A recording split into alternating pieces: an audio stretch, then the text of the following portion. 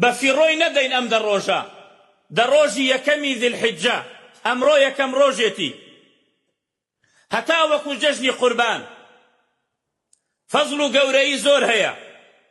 یەکێ لەوانە خوای گەورە و میهرەبان جەلە جەلالوه لە سوورەتی ئەلفەجرە سوێندی خواردووە بە 5 شت، سوێندی خواردووە بە 5 شت تەقسیمی 3 کردووە. یەکێ لەوانە کە سوێنی خواردووە بە 5 شت دەربارەی قەومانێک کە ئیمانیان بە پێغەمبەرەکانیان نەهاوردووە، خوای گەورە و میهرەبان چۆن لە ناویانی برد. دووهەم دەربارەی تاقیکردنەوەی دنیا بە فەقیری و بە دەوڵەمەندی، بە خۆشی و بە ناخۆشی. سێهەم بە ڕۆژی قیامەت کە باسی جەهەنەمی کردووە و وجاء ربك والملك صفا صفا وجيء يومئذ بجهنم وباسي جنتي كردوا قال فادخلي في عبادي وادخلي جنتي. خواي گەورە و میهرەبان لە سوورەتی ئەلفەجرە سوێن ئەخوا ئەفەرمێت والفەجر و زۆر جا باسمان کردووە خواي گەورە و میهرەبان سوێن ئەخوا بە مەخلوقات، سوێن ئەخوا بەچی؟ سوێن ئەخوا بە ویستی خۆی. بەڵام ئێمە وەکو مسلمان نابێ سوێن بە هیچ بخۆین ئیلا ئەبێ سوێن بە خوای گەورە و میهرەبان بخۆین یا بە سوێن بە قورئان بخۆین کە کەلامی خوایە. بۆمان نییە سوێن بە غەیری خوا بخۆین، بڵێین بە قەبر فڵانە کەس، بەسەر فڵانە کەس، بە شەرەفم، بە نازانم چی. ئەوە هەمووی شرکی ئەزغەرە لە دیندا، هەمووی تاوانی گەورەیە. بەڵام خوای گەورە و میهرەبان ئەفەرمێت والفەجر، سوێن ئەخوا بە فەجر. ئیمامی ئیبن کەثیر ئەفەرمێت دەربارەی فەجر و عەبدوڵای کوڕی عەباس کە ئیبن کەثیر لێیە گێڕێتەوە ئەفەرمێت فەجری ڕۆژی عەرەفەیە، یا وتویانە هەموو فەجرێک. والفەجر سوێن ئەخوا بە بەیانان، خوای گەورە و میهرەبان سوێن ئەخوا بە بەیانان.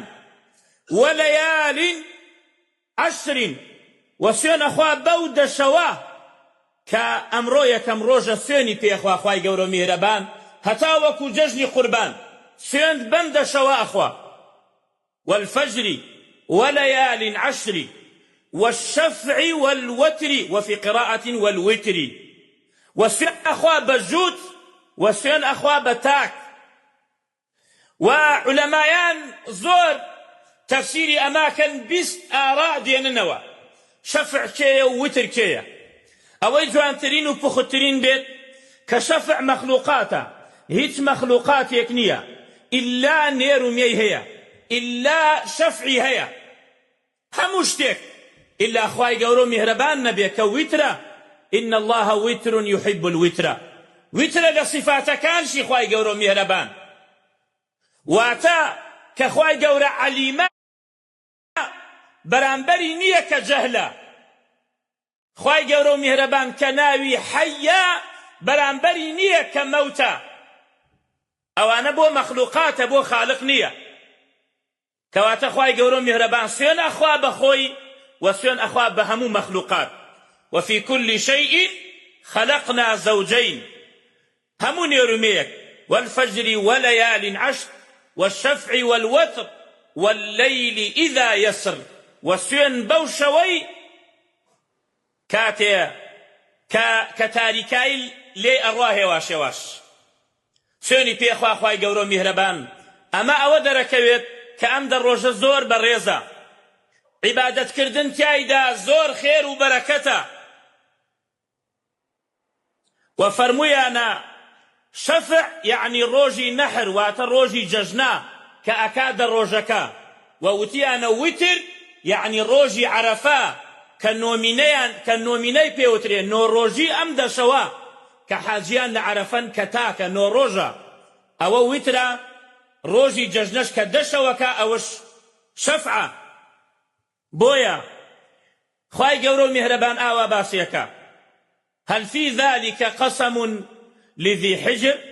آية سيون خواردن بمعنى سيونم خواردوا ما يي أولنية كجيقاي خوي نية سيونم في خواردوا بۆ ئەو کەسانی کە عەقڵیان هەیە بەڵێ جێگای خۆیەتی خوای گەورە و میهرەبان کە سوێنت پێ خواردووە. کەواتە ئەم دە ڕۆژە زۆر بەڕێزن هەوڵ بدەین بە فیڕۆی نەدەین.